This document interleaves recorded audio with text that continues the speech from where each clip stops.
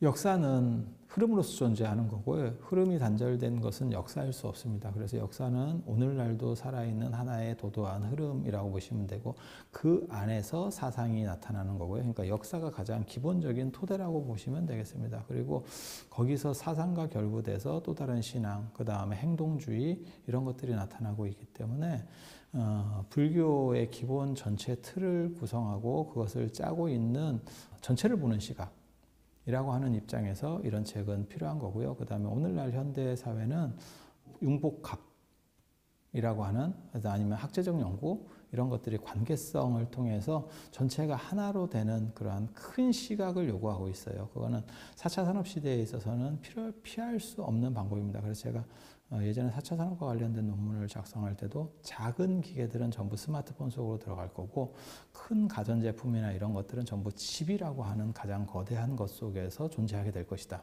그리고 나머지는 전부 다 사라질 수밖에 없는 그런 운명 속에 있다. 그래서 다 연결되는 거예요. 연결되는 거. 그래서 이런 유기적 관계가 강조되는 새로운 시대에 있어서는 전체 흐름을 알고 그 중에서 부분으로 들어가는 것이 올바른 방식이 되겠고요. 흐름에 대한 이해가 부족한 상태에서 부분만 분절해서 공부하는, 그러니까 기존에 있었던 석박사라든지 안 그러면 서양식 공부 방법은 다 그런 분절적 방법이에요. 그래서 벽돌을 쌓는다라고 우리가 흔히 얘기하거든요. 하나의 벽돌, 하나의 벽돌. 그 다음 사람이 또 벽돌들을 쌓아가면서 그게 서양 문화를 구축한 토대입니다. 하지만 원래 동양의 정신은 전체를 아울러서 어떻게 하나로 원흉하게 볼 것인가.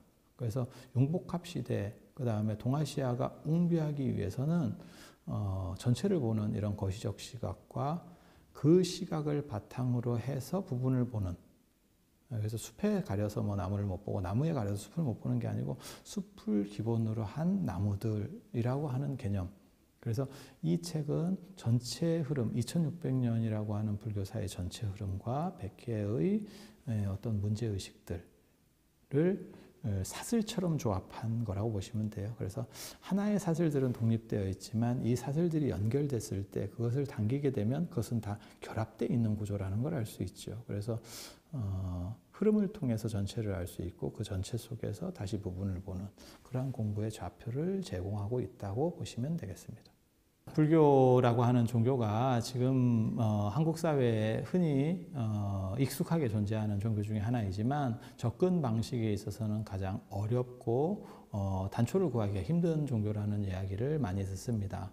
그래서 그렇게 되는 이유는 하나의 정해진 어떤 좌표라고 할 수 좌표나 쉽게 말해서 나침판 같은 아니면 지도 같은 이러한 부분들이 부족했기 때문이고요. 그것을 메워줄 수 있는 게 이 책이라고 생각하시면 되겠습니다. 그래서 나침판이나 지도가 그 사람을 목적지에 데려다 주진 않지만 우리가 가야 될 분명한 목적지, 그 다음에 공부하는 방법, 그 다음에 왜 그 공부를 하는지에 대한 이유를 정확하게 설명해 줄 수 있는 거예요. 그래서 이 책을 통해서 여러분들이 불교 공부를 조금 더 쉽게 하고 전체를 이해해서 자신의 위치, 그 다음에 어떠한 공부들이 필요한가에 대한 명확한 인식을 하실 수 있게 될 것입니다. 그러므로 여러분들이 이 책을 한번 읽어보시면 불교 공부가 얼마나 체계적으로 쉬울 수 있는지에 대해서 명확한 인식에 도달할 수 있다고 생각합니다.